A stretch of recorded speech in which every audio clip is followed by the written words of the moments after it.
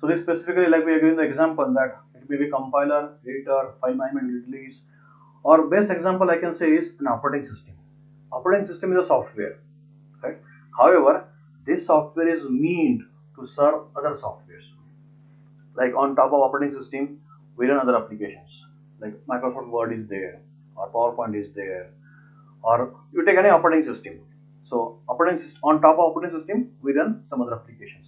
So the system softwares are the one which are going to serve, which are going to provide service to other software programs.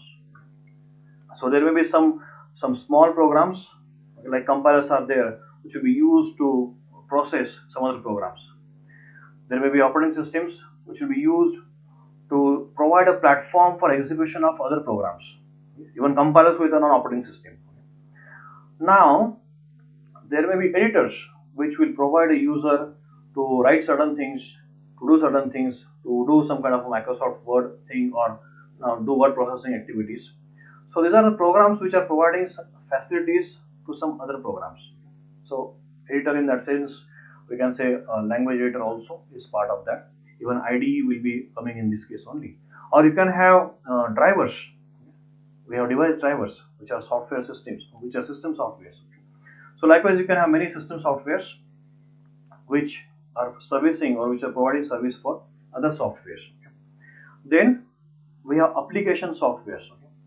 So application softwares are standalone programs and they are meant to solve some specific purposes or specific needs. So obviously every user or every business will have some kind of specific requirements. So in that case, they would like to have for that specific application, for that specific activity, they would like to have an application software. So I hope you know the examples of this. Like if I say I just require an application for data processing, or I just require an application for controlling some activity, or say controlling stepper motor. So my application program is just limited to that activity only. Or say I require an application program only for a calculating functionality. So I have a calculator which is an application software. So it's a specific program, it's a standalone program. It will not require another thing apart from say if it is running on a platform. That platform is required. Apart from that, once it is ready, it's a standalone program. It doesn't require to interact with other programs in that case. That's the application software. Like we have web browsers are there, which are application softwares.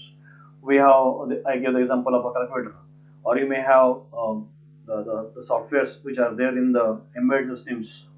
They are all standalone systems or application softwares. Then we have engineering or scientific softwares, which are characterized by number crunching algorithms. So these are specifically scientific programs, we can say, wherein let's say you want to study something in astrology, or you want to study the weather, how the weather will change. So you have all data. What is the today's temperature? What is temperature yesterday? How temperature has changed throughout the day, throughout the say 24 hours, and how it has changed in last 7 days, in last 1 month, in last 10 years. I have entire data available. Now based on that, I'm going to identify what will be weather. So concerning current conditions, where there is a low pressure of air, where there is a high pressure of air, how the air is moving, at what speed it's moving, whether I will have some kind of say a storm somewhere. So all these kind of things will require a heavy say number crunching, or will require algorithms to study all these things, to process all this data, and for this we require something called as a scientific software. So you can have many examples for this. You can have volcanology, where you're going to study how this the space shuttles in the space shuttle orbits uh, uh, in the space as such. Uh, like recently, you must have heard that we sent some kind of a Mangalyaan, and so in this kind of a things, we require a lot of say computation power. So the scientific programs are basically which require heavy computational power, and there is a lot of computations being performed in those. Another example that you can give is say gene theory, genetics, or biological systems which are simulated in softwares or in programs. Okay, then you can also have some kind of a system which are built, you say for mechanical devices, you can have some kind of computer design, like CAD CAM is there, or some simulation softwares are there. So for which you require some kind of a real-time performance, and for which there is lot of computations to be performed in real time. So those are scientific applications or scientific softwares. Then you have embedded softwares. So this I hope you all know, embedded softwares are the one which are embedded in some kind of a hardware. So embedded means we are having some kind of a hardware. In the hardware there is a memory location, ROM is there. In the ROM we are going to store some hardware, some software. So that becomes my embedded software. So it's embedded system. So like we give the example yesterday of a washing machine. So in the washing machine, we have a software which will make sure that all the functionalities of washing will be performed. So there may be say 10, 15, 16 functionalities in the washing machine. I can choose. So just like a switch case statements are there. So I'll try different things. So what is the currently chosen things? So it says if it's an intensive care 60 minutes. So once that is set, so I know how long it is supposed to. I means the washing machine knows that I'm supposed to rinse this clothes for this amount of time, and to wash this clothes for this amount of time, and to spin this clothes or machine for this amount of time, and when to take water, when to do the rotations, with what speed. So all these things are there. So it's just a kind of a switch case statements are there. That becomes my embedded software. So it's again a standalone system, and one thing is it is specifically built. So you can also say that it's an application. However, because it is embedded in that embedded in that machine itself, on the hardware itself, so we say it has a limited functionality. It's a standalone and specifically mean to function only for that product. So embedded software which is developed for a washing machine will not work for an oven. You require a separate machine for a microwave oven. Okay, like, or we say for keyboard I have some device driver is there. So it's a system software. So keyboard device driver may not work for a mouse in that case. So similarly, embedded software are standalone and mean for a specific functionality, specific application. Then we have product line softwares. So their focus is on limited marketplace to address mass consumer market. So these are specifically designed to provide some capabilities or some specific capabilities to be used by lot of customers. So they focus on a specific kind of a customers. So like recently if you see, we are talking of, or we are getting these mobile phones. What they do is a flash sale, because they know that currently people require a smartphone which is having lot of functionalities. Okay? Let's say voltage is required, then they need to have good cameras. So 10 megapixel, 15 megapixel, 40 megapixel cameras are there, and they require good functionalities. So these things are there in a kind of a mobile phone. Then okay say we are going to sell these products. So they build the products, say lakhs of products they build, and they do a flash sale. So what is happening is, because they identified a specific group of customers who are going to definitely accept this product. Okay, though it may be limited group of customers, however that is sufficient for them to build a product. So obviously any business runs on some kind of profits. So they study the consumer market. How many, say like for this mobile phones we are saying, how many mobile phones are there in India? How many more customers would be looking for this kind of a mobile phone? So they, based on the how the consumer market or consumers are looking for what kind of mobiles, so they do this kind of a surveys, and they decide that we would like to have this kind of product. They build the product. So they build this product line software, and then just they just float it in the market. So currently if you see, all our teaching is going online. So earlier there were not many softwares which were coming for online education as such. However, now if you see, there are a lot of products multiple companies are building, because now consumers are, or the identified consumers are the education system, from education system. Okay, all the teachers would like to have some kind of software to record lectures. All the students or the institutes would like to have some kind of a software through which their faculties can communicate with the students. So you may be you have seen that there is sudden increase in the usage of Zoom, Teams, Duo, then Meet. So depending on the type of requirements, different users are using different softwares.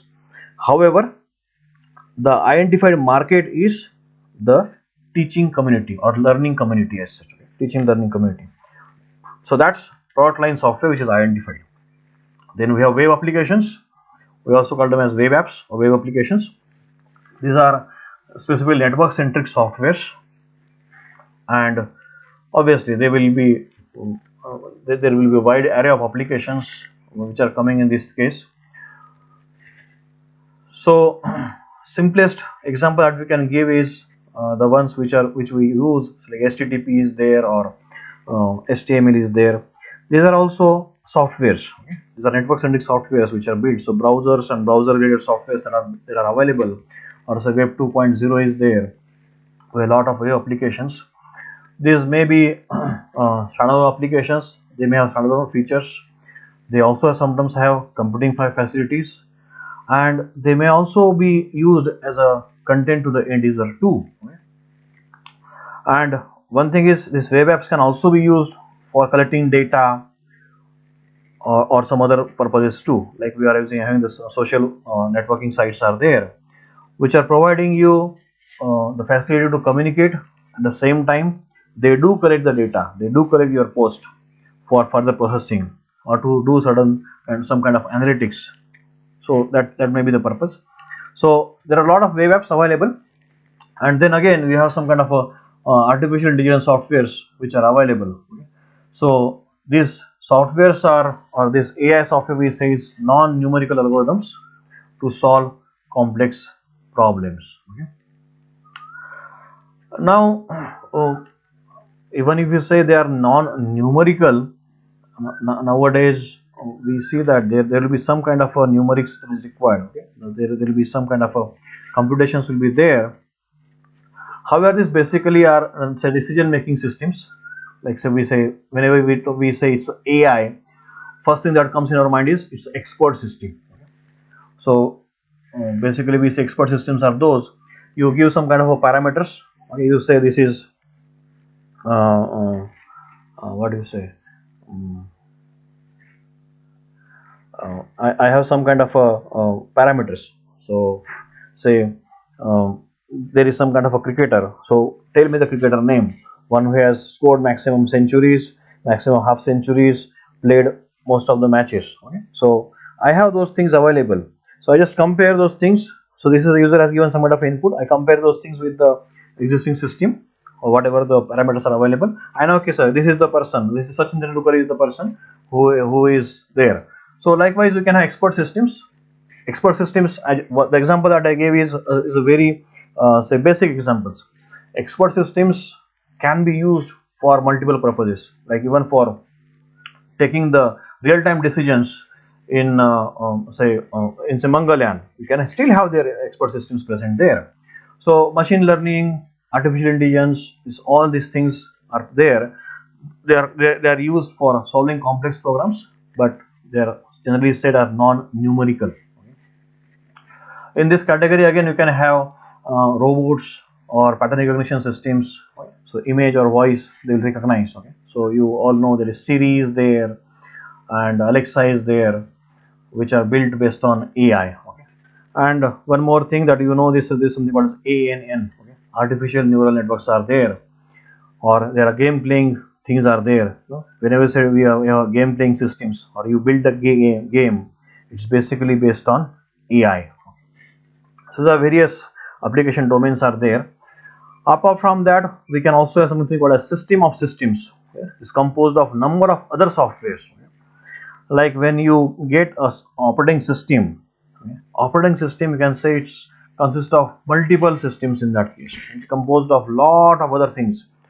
Okay? It's not just a mechanism where you can connect with the hardware.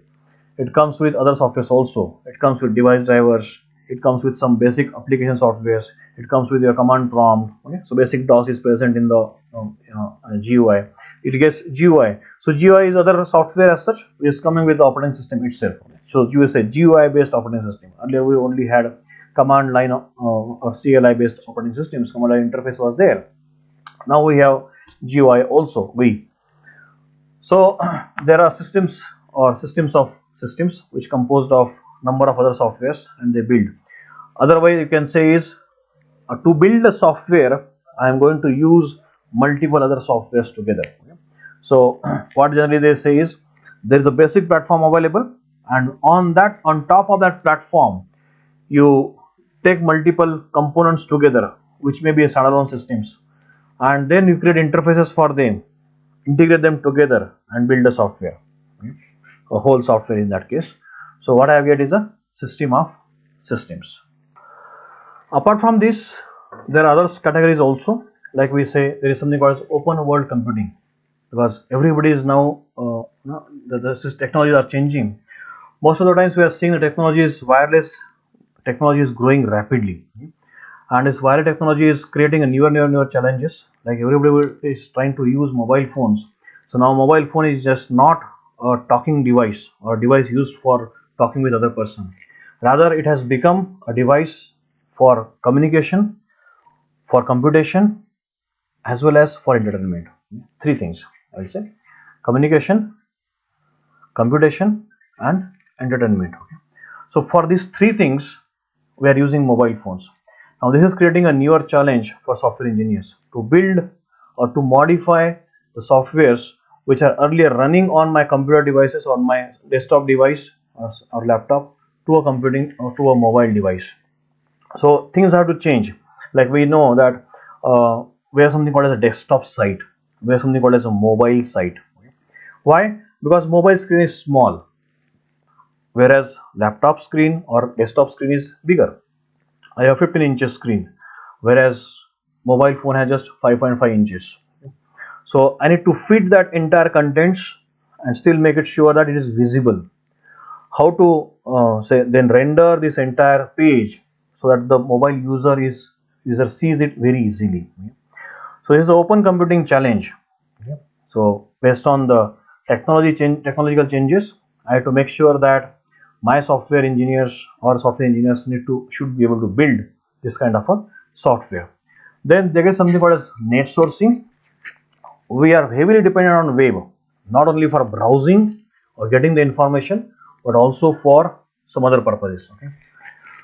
So World Wide Web is also becoming a computing engine, okay, as well as content provider. It's providing me both things.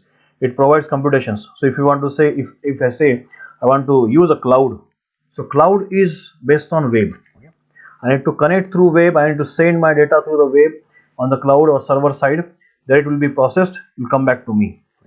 So web is becoming not only as a content provider but also as a computational place. So in that case, I need to modify the software, the web-based softwares, so that I can have sophisticated softwares but with simple architectures, and that will provide benefits for the end users.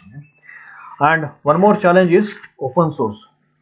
Lot of people are building softwares, and most of them are proprietary. Companies or products are proprietary. However, this change has come up, that why, when softwares can be easily available, why to pay that too heavily? So in that case, people have started something called as open source phenomena or open source software foundations. Okay? So there's something called as FOSS, okay? Free and open source softwares. Okay? Now in this case, there is a other challenge. You're building a software, how to make it sure that this software can be modified by other software developer who wants to use it as an open source. Okay? So in that case, when I as an open source software developer wants to write a software, should make it sure that this software is modifiable. Other person should understand that what is this software. So I have to properly document the software and to write comments, what this function does, what this say variable does, why it is integer, why it's not double, what is the basic assumption that I'm using. So all these things has to be defined there itself, has to be described there itself. Otherwise, other software developer will not be able to use it. So this open source system has created another challenge for software engineers. When they are building these softwares, they have to make it sure that the customers can easily build it for themselves. Other software developers should be able to do it themselves. The software should be self-describable. Okay? Now, with these many say uh, what do you say, the different application softwares or types that are available, starting from system software to the AI and system of systems and other things, these are being built over a period of time. So say last 30, 40, 50 years, the softwares are getting built. Okay? Now when earlier engineers have built it, like we said, softwares are not thrown out. Okay? They don't wear out, they deteriorate. Okay? Now that means we are still using the softwares. We are still modifying the softwares, we are changing the softwares. So these earlier software engineers have left a legacy of softwares. Okay? So in that case, when we say they have left a legacy of programming, legacy of softwares, legacy of systems which are still running since last 30 years, systems, this same system may be used, modified, maybe new interfaces are provided, maybe new mechanisms are provided, but they are still in usage. This kind of a systems generally call them as legacy software systems. Okay? So when you say legacy softwares, what we mean by them is these are older programs, and we can say these are older chaps, but they are champions and they are still being used, they are still useful. We cannot throw them out, they are critical. So you must have heard a term called as old is gold. So this is that kind of a thing. These legacy softwares, though they are older, they are developed decades ago, but have been continually modified to meet challenges or changes in business requirements and computing platforms, and they are still in use. Okay? However, they are costly to maintain. That's very true. Older things are costly to maintain and very risky to evolve, to make changes, because one thing is, because they are built decades ago, there may not be say proper commenting or proper descriptions provided. So in that case, we may find that they are very risky to build as such, or risky to evolve, risky to change. Any modification that we perform at one place, you don't know where it is going to affect its effect. It may be pervasive throughout the system, and system is suddenly crash out, which I don't want. So in that case, this is very risky to change, but still it has to be changed so that it meets the current software requirements, business requirements and computing platforms. So one may, as we are saying, sir, legacy softwares are there. Why can't we just throw them out? No, we cannot do that, because they are still supportive to core business functionalities and are indispensable to businesses. I cannot just rub them out. I cannot throw them out. They may have poor qualities, but we cannot do anything of that. We can change it, we can modify it. However, you cannot make them obsolete. Okay, you cannot just throw them away. Okay? So I need to change sometimes, like we say, when to modify. So when to modify? So though risky to evolve, but software engineers have to make changes to these systems so that they are evolved and they are usable, they remain usable. Okay.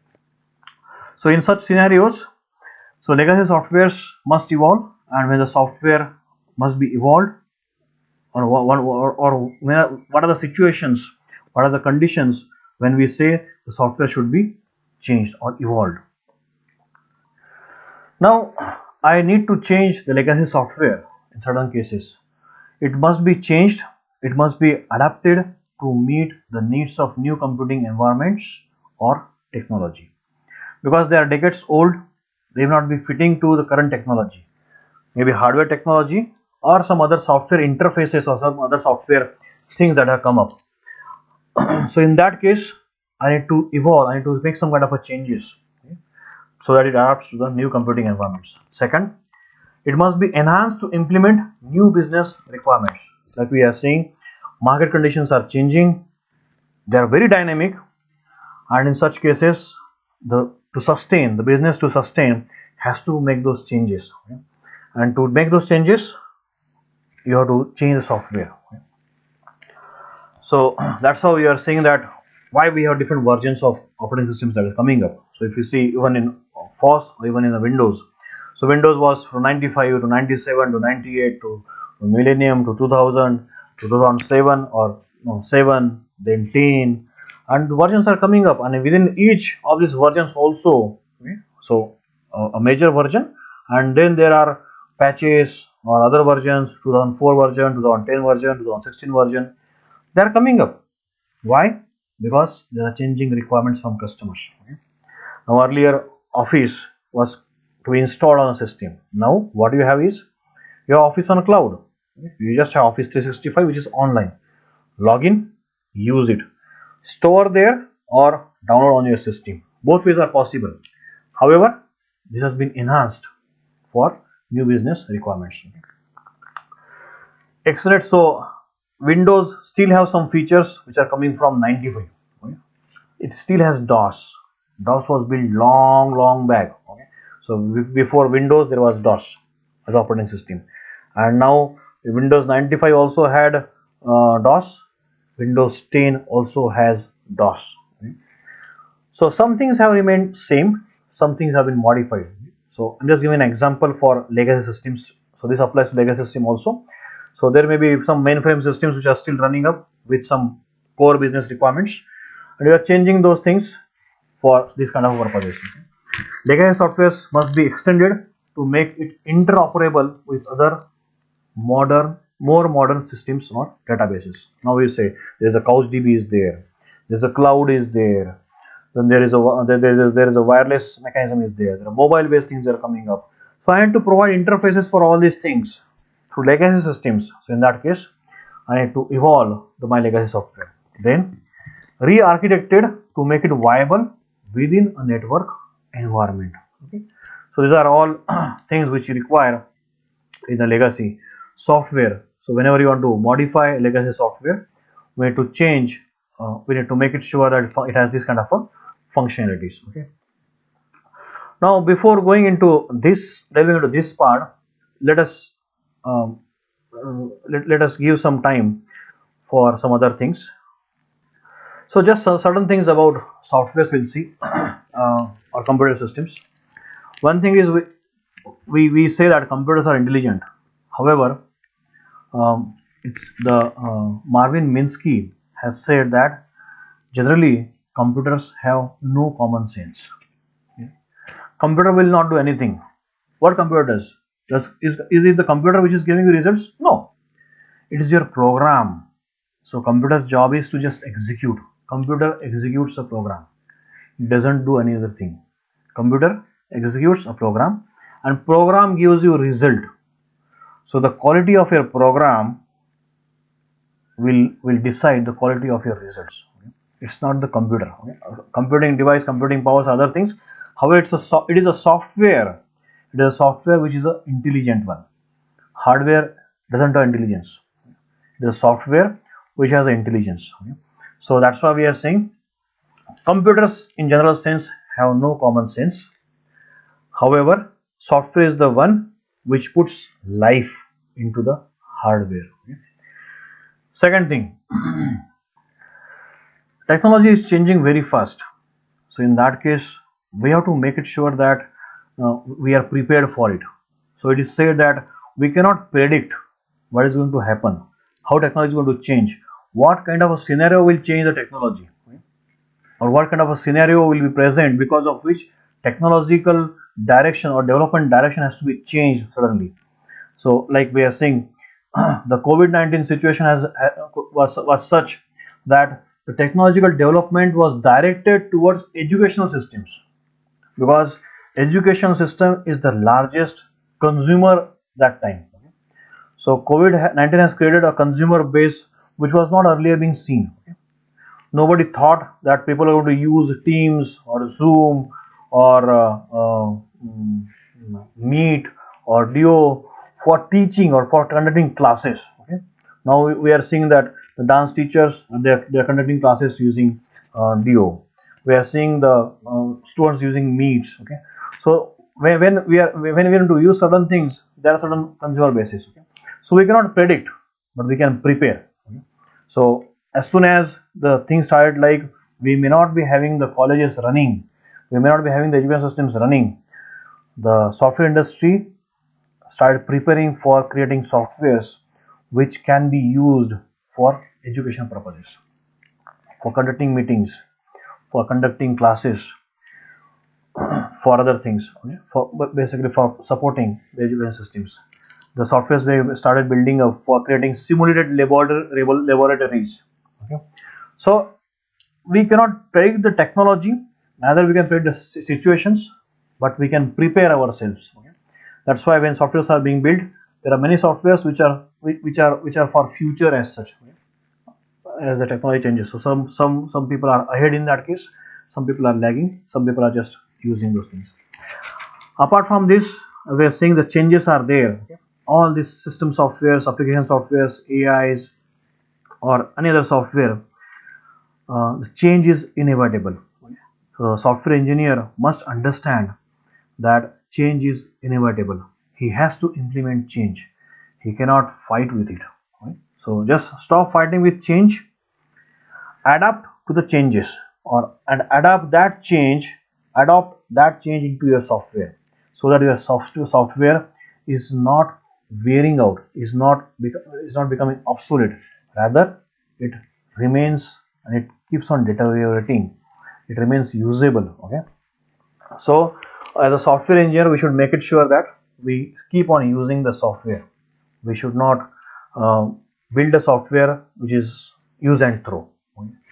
We have to build a software which remains for a longer period of time. Like the best example for this I can give is any operating system that you see, how they are started. Say Linux is there. Linux, the person who started building the Linux, he started with core 0 point or kernel 0.1. Okay. Now what you are having, the operating systems kernel, the Linux kernels are there, which are now way ahead in that case. Okay. So like we are right now, we are having Ubuntu 20.4, 20.04 is there, or we have Red Hat which has come up. The other operating systems are there. Windows from 95 to Windows 10. Okay. So all these have changed over a period of a time, but they haven't become obsolete. Okay. So Windows have not become obsolete with changes in the technologies, with changes in the hardware technologies, with changes in the customer requirements. They have changed the operating system. They have changed, they have modified the other softwares which are running on top of it. Like we say, the mobile phones, we have Android. Okay, so we have different versions of Android 1, 2, 3, 4, 5, 6, 7, 8. The different versions are coming up. Why? Because there are changes in the requirements. Okay. So today we have discussed about some features of software, some types of softwares, maybe system softwares, application softwares, and we have seen certain other things of about the softwares. So let's see what things we have. Just to summarize, we have seen features of softwares, some properties of softwares, software wear versus deterioration. Doesn't have a bathtub kind of a curve, rather it has a curve, idealized curve or stabilized curve, and because of changes, it is getting some kind of a actual curve. So it's not failing still. It's there. It has more life cycle in that case. We have seen some software application domains like system software, application software, engineering or scientific softwares, embedded softwares, product line softwares, web applications, artificial intelligence softwares, system of systems, and legacy softwares, and when to modify the legacy softwares. Okay. So we have seen all these things, and in next class we are going to discuss why software engineering or what is software engineering. Okay. Till then, we'll stop here and we'll again meet. You read all these things in the book. We have provided some more things in the document format also. Read those things and we'll again meet in the next class. Thank you very much.